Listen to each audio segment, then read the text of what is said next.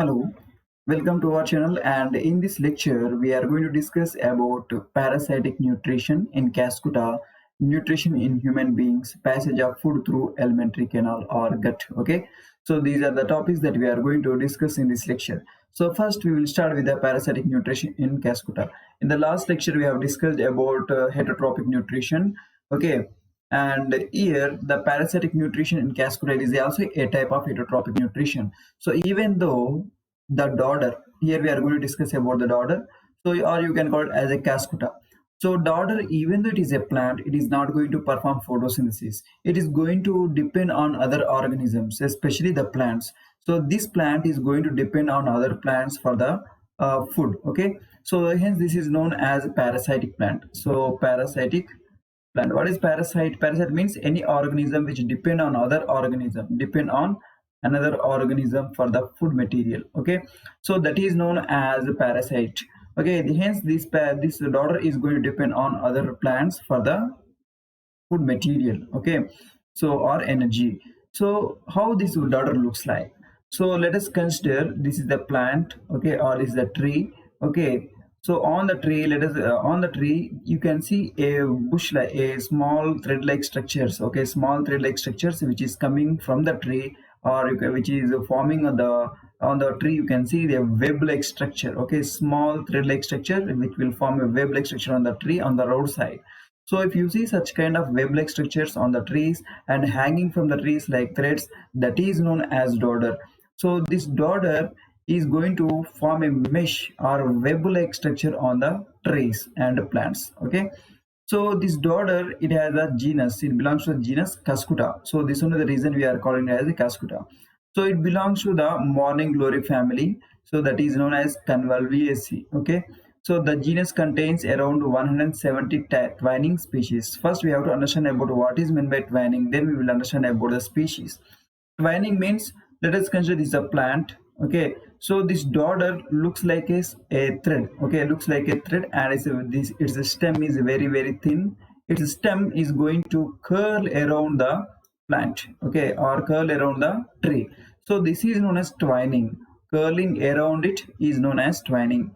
So the species means these are the organisms with similar characteristics. For example, you can see dogs are a species. In the dogs, you can see number of types. Okay, if you have a pet dog, you will know about the different species of the dog. So some dogs are white in color, some dogs are small, some dogs are height very high. They have the very height, and so on. So each and there are number of species in the dogs. Okay, and number of species in the roses. Some roses are blue, some are red, some are white, and so on. So the similar characteristics of the individuals are kept under the species. In the same way, you can see number of species in the order. Some of them have the brown color stem, some of them have blue color stem, some of them have yellow color stem, and so on. So by this way, if you go on counting, there will be around 170 species are there. Okay, so they are leafless. So why they are leafless? Why? Because it is a parasitic plant. They don't have to maintain a leaf. Why? Because it is going to depend on other plants. Next, twining, it means curling around it, around the another plant. So no chlorophyll. So due to the absence of chlorophyll, they are not going to perform photosynthesis. But some species in the order, they have the chlorophyll. Example, Cuscuta reflexa. So the Cuscuta reflexa has very less amount of the chlorophyll, very less amount of the chlorophyll. Even though it has the less amount of chlorophyll, mostly it will not perform photosynthesis. Okay, so hence they are known as parasitic plants. So these parasitic plants are widely distributed, means they present everywhere. They present everywhere in the tropical regions. So you know that India is also a tropical region. Here you can find number of dodder plants on the roadside while you are traveling to the tour, or while you are traveling to some other place. On the roadside, you can see the trees are covered with small thread-like structures. Thread-like structures, they hanging from the tree, and on the tree you will see a web-like structure. Okay, such kind of plants are known as dodder. So they are parasitic plants. They are going to live on the other plants. Okay, so next is the stem. How the stem looks like? Stem looks like a thin, okay, a thin, a slender, and also its color is yellow. It may have the orange, pink, brown colors depending upon the species. Some species have the yellow color stem, some of them have the orange color stem, and some of them have the pink color stem and brown color stem depending upon the species. Just now we have seen around 170 species are there. Okay, so next they have the reduced leaves. Okay, the leaves are reduced to scales. Why they have the leaves are reduced to scales? The main important reason is to save the water. Okay, it's a parasite. It will not absorb water from the ground. Hence, it has to absorb minerals, nutrients, and water from the host plant only. So it has to save the water. So if the leaves are present, what will happen? There is a transpiration occurs. So to avoid transpiration, the leaves have reduced to scales. And also another main reason is it doesn't have to perform photosynthesis. So if it is not performing photosynthesis, there is no need of leaves. Okay, this is only the reason the dodder doesn't have any leaves. Hence the leaves have reduced to scales. So what is meant by scales? So the leaves looks in this way. Okay, so the scales looks in this way. Okay, like a comma shape or some in the such kind of structure. Okay, so they are known as scales. So while coming to flower, it is a plant. It also performs it also reproduce, and the flower is a reproductive organ. Okay, the flower looks like a nodule like cluster which is made up of tiny yellow or white bell like petals.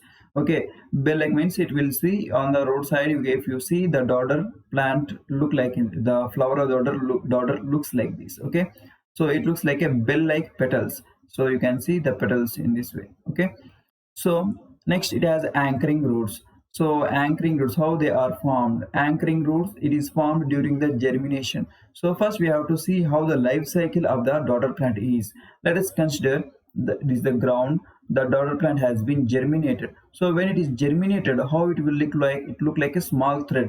So it has a root. Okay, it has a root system, and these roots are new. Okay, so these roots will help the plant only for short period of time. Let us consider there is another plant. Okay, so there is another host plant. So what it will do? First, it will turn around. It will look for the new plant. So it will turn around in this way. And if it finds the host plant, what it will do? It will anchor it. So it will start curling around the plant. It will start curling around the plant. It will climb on the host plant. So this is the main reason. It will curl, okay, around the host plant. So what happens after it curling? So the roots will get rotted. It means they will get damaged. So from the time this dodder plant is completely depending upon the host plant. So next it forms haustoria. So what is meant by haustoria? So we are zooming this structure. Okay, we are zooming this structure and we will see how the haustoria will be formed. So this is the plant. Okay, host plant. Okay, the stem of the host plant. So the dodder is going to penetrate this stem of the dodder. Okay, so what it will do, it will penetrate a small root like structures into the stem of the host. Okay, these are known as haustoria. Okay, these are known as haustoria.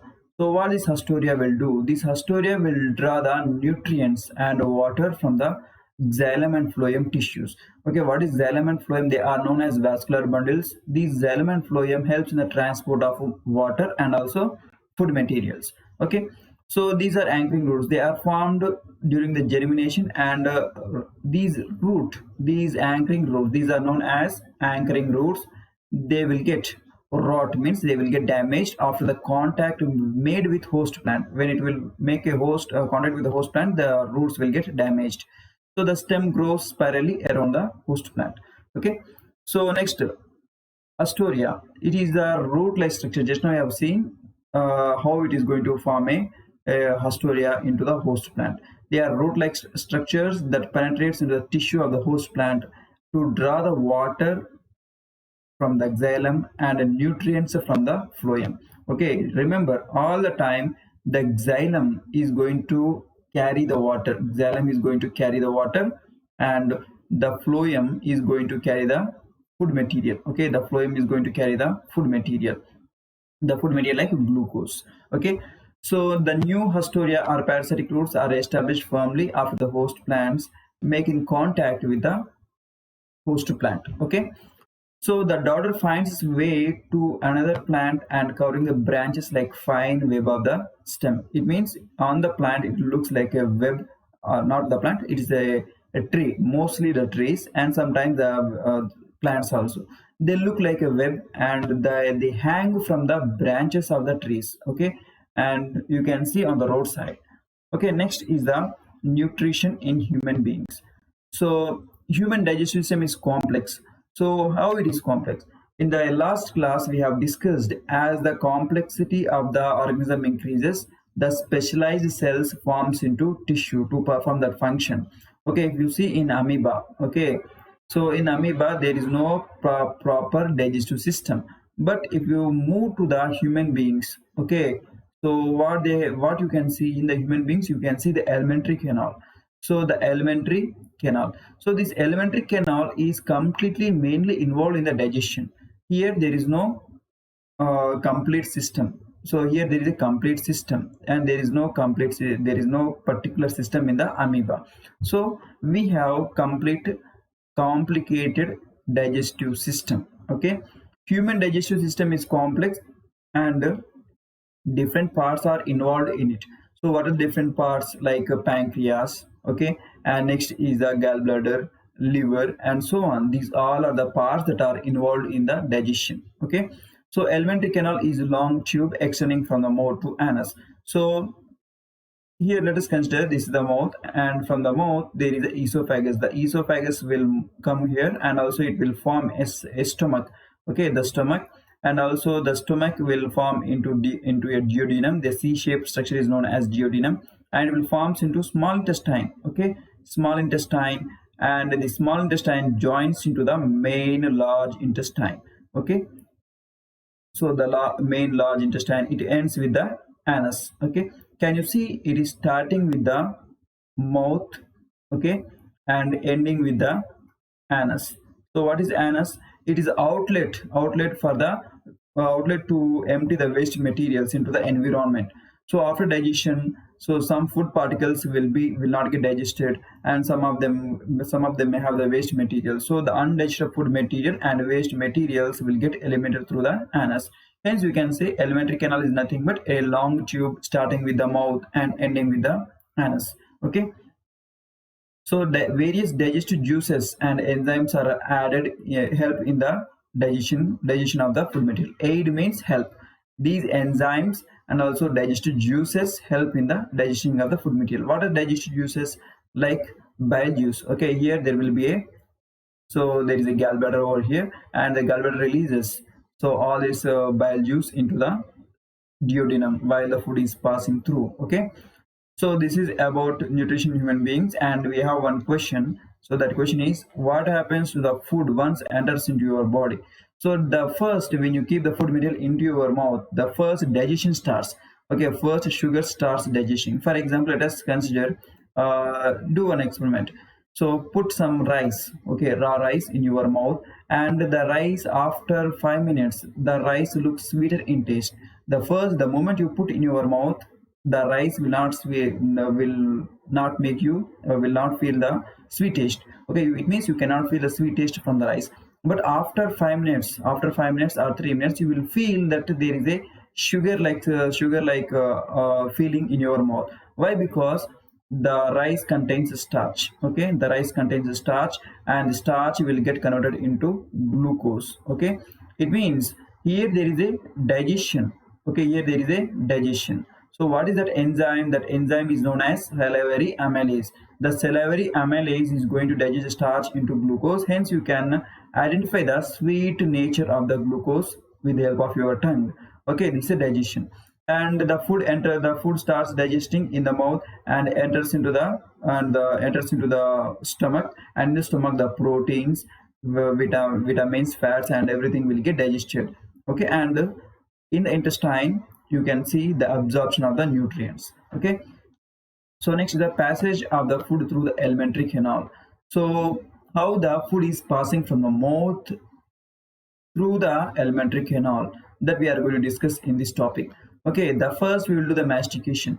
So first of all, when you put the food into your mouth, the mastication process will occur. Mastication means the chewing of the food material. So that is known as mastication.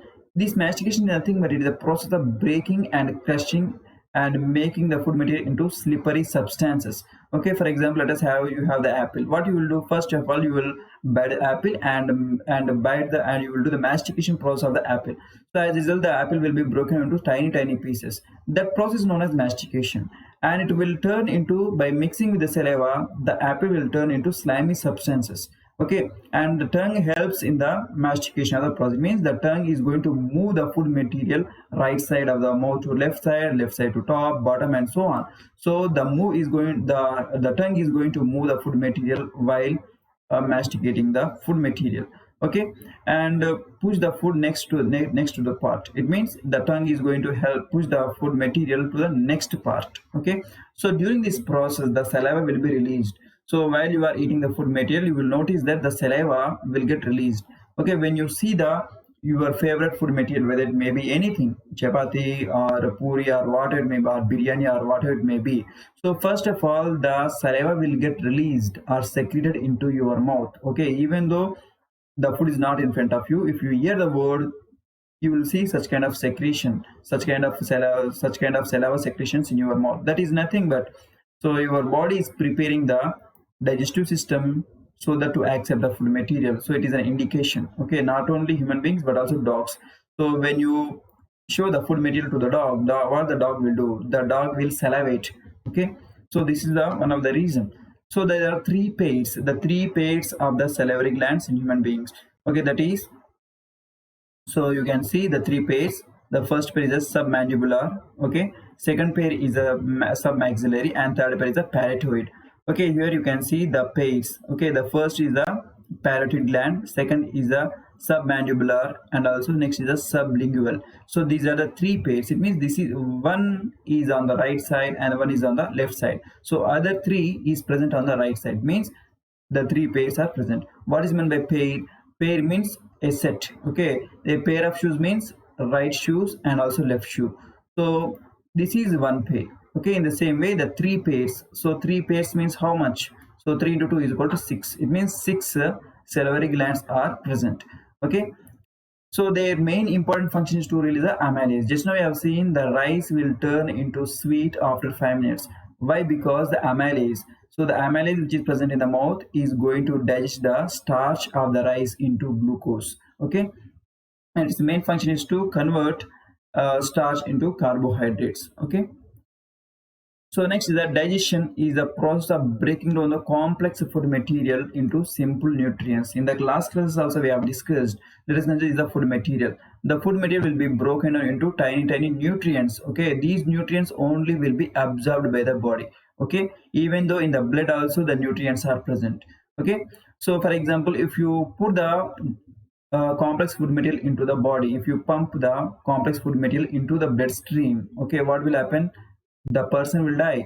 And if you pump the nutrients into the human body, nothing will happen. Okay, why? Because the body can use only the nutrients. The blood contains only the nutrients but not the food material. Okay, so these nutrients will provide energy. Okay, the first thing is that they will provide energy. They will help in the building of the body, and they help in the producing and other components. They are important for the biological functions. Okay, biological functions, the nutrients are more important. Okay, the food material, complex food material is not suitable for the this process. Only digested food materials like nutrients only important for the body functions. Okay, so to perform these functions, the digestive system, here you can see the important digestive system is evolved. Okay, so this is the main importance of the digestive system. Okay, different enzymes perform the process of the digestion. So they are known as salivary amylases. They are going to act on the carbohydrates. So as a result, the salivary amylase will turn the starch into sugars like glucose molecules. So the salivary amylase is present in the mouth. Okay, here you can see the saliva. Saliva means that is secreted by the salivary glands. It is present in mouth. Okay, so next is the peristalsis. Peristalsis is like wave-like movement that pass bolus through the esophagus into the stomach. So what is bolus? Bolus means after chewing the food material, it looks like slippery and slimy that is formed in the mouth by biting and chewing, or you can call it as a mastication process. That is known as bolus. The food will get masticated, okay, mastication, and it will turn into bolus, okay. So this is known as bolus. So this bolus will be pushed by the tongue. The tongue is going to push this bolus into the esophagus, okay. What is esophagus? Esophagus means it is a long tube. Okay, here you can see the esophagus. In the diagram also you can see, okay. So this is the tongue. The mastication process will occur over here, and the bolus will be pushed by the tongue into the esophagus. Here you can see the esophagus, okay. So this is the esophagus, okay. And what is this tube? By the way, what is this tube? This is the respiratory tube or respiratory tract, okay, that we will discuss in the respiratory system in the chapter 2, okay. So, and the petals is the wave-like movement that pass the bolus through the esophagus. So this esophagus is going to have a function that is known as peristalsis. You can see the wave-like movement over here and the wave-like movement over here. So this wave-like movement is known as peristalsis, okay. This is known as peristalsis that you can see in the esophagus only. So what is the esophagus? It is a tube that carries the food material from the mouth to stomach, okay. And the enzymes and acidic environment in the stomach breaks down the most of the proteins. So, and also you can notice here, this is the bolus, okay, this is the bolus. Why? Because it is partially digested food material and break down food material in the mouth. The enzymes and acidic environment in the stomach break down the most of the proteins. So acidic environment is present in the stomach. So you can see here, this is the esophagus, and it will turn into stomach, okay. So in the stomach, the food enters into it. It means the bolus enters into the stomach, and this bolus is going to turn into acidic environment. Why? Because the cells which is present in the stomach is going to release acid, okay. This acid is going to interact and react with the food material, that is nothing but bolus, and it turns into acidic nature. And during this process, most of the food material will be digested, okay. So everything will be broken down, okay. So and most of the proteins also will get broken down in the stomach. So next is the, after this process, this bolus, okay, this bolus will turn into chyme, okay. So what is chyme? So the chyme is nothing but it is formed in the stomach after reacting with the acids and other enzymes, okay. This chyme is also a slippery substance. This chyme will enter into the duodenum, okay. There is a valve over here, and there is a valve over here, and this chyme will move through the duodenum. So what is duodenum? After the stomach, you can see a C shape. Can you see? This is the C shape or the C shape like structure in the alimentary canal known as, so what is that? That is known as duodenum, okay. So this is known as duodenum. So while processing through the duodenum, what will happen? This acidic nature of the food material will turn into basic nature, okay. Acidic nature of the food material into basic, okay, or alkaline. Acidic nature of the food material will turn into basic nature. Why? What happening here? So how the acidic nature of the food material is turning into basic nature or alkaline nature? Why? Because here you can see the gallbladder. So the gallbladder is going to release its secretions, that is nothing but bile juice. Bile juice will get released into the duodenum while the food is passing. So as a result, the food turns into alkaline nature or basic nature. It means, what is meant by acidic? Acid means 0 to 7. Basic or alkaline, okay. Alkaline means from 7 to 14, okay. So previously the acidic nature of the food was acid in the acidic nature, that is below 7, and now the food is above 7, that is basic nature. So again here, So when the food enters into the small intestine, the many enzymes will interact with the food material.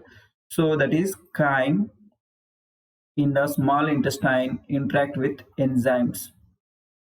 It is going to react with enzymes. Why? The whole enzymes is getting activated. Why? Because the basic nature of the food material is going to activate the enzyme.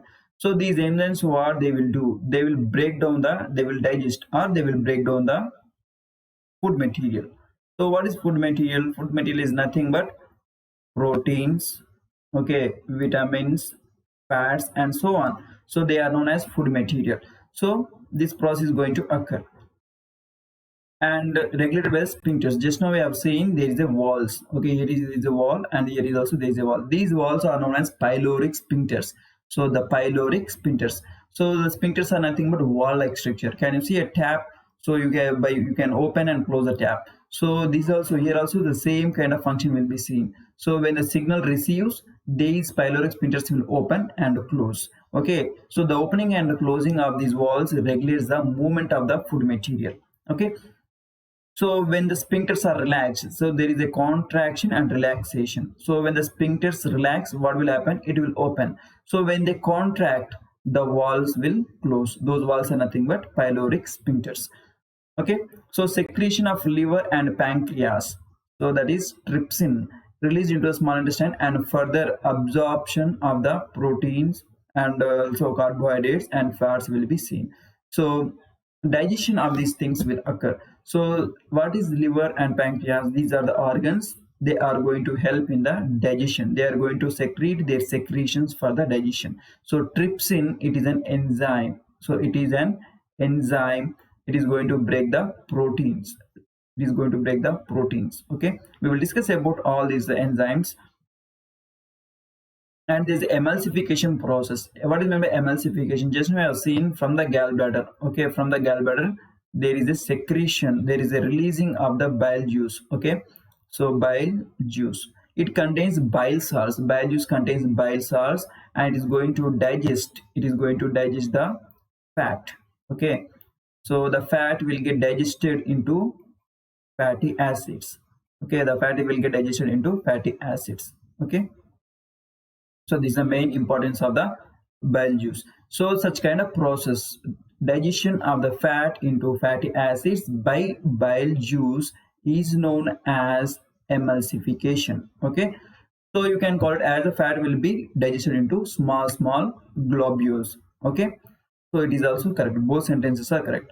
So the small intestine is the longest part of the alimentary canal, and it is the sites of further digestion of the carbohydrates, proteins, and fats. So in the stomach there is a digestion, and digested food material will enter into the small intestine, and in the small intestine you can see even more digestion. More digestion will be seen. Okay, so here digestion will occur, and also after digestion there is absorption.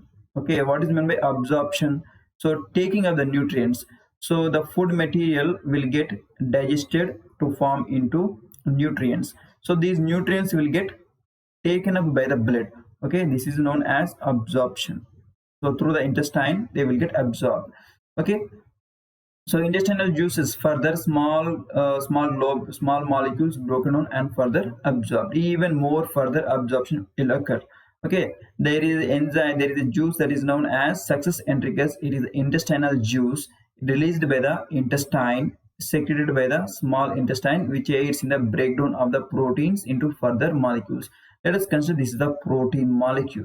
So in the stomach they will broken down into larger pieces, and here again in the small intestine they are broken into even smaller, so tiny individual molecules. These are known as nutrients. So they are known as amino acids. So these are known as peptides. Okay, so this is known as proteins.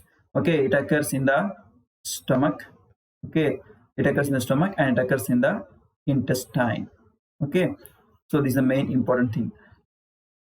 And carbohydrates digest starch in the mouth, and enzyme activity decreases when the medium changes to alkaline. Okay, that is the acidic nature into basic nature. Okay, And I hope this lecture is helpful to you, and also you can subscribe to the channel. And if you subscribe to the channel, what will happen, you will get notification when the class is about to start. Okay, so this is the main important feature. And like, share and comment, and provide your valuable suggestion in the comment sections. If any changes are needed, we will do in the coming lectures. Okay, so we will know about the required changes because of your comments only. Okay, so in the next lecture we are going to discuss about activity 4, studying the enzyme chart and flow chart of the human beings, and also so on. Okay, so this is the just now this is not correct, so we will do in the next, these topics will be discussed in the next lecture. Okay, see you in the next lecture.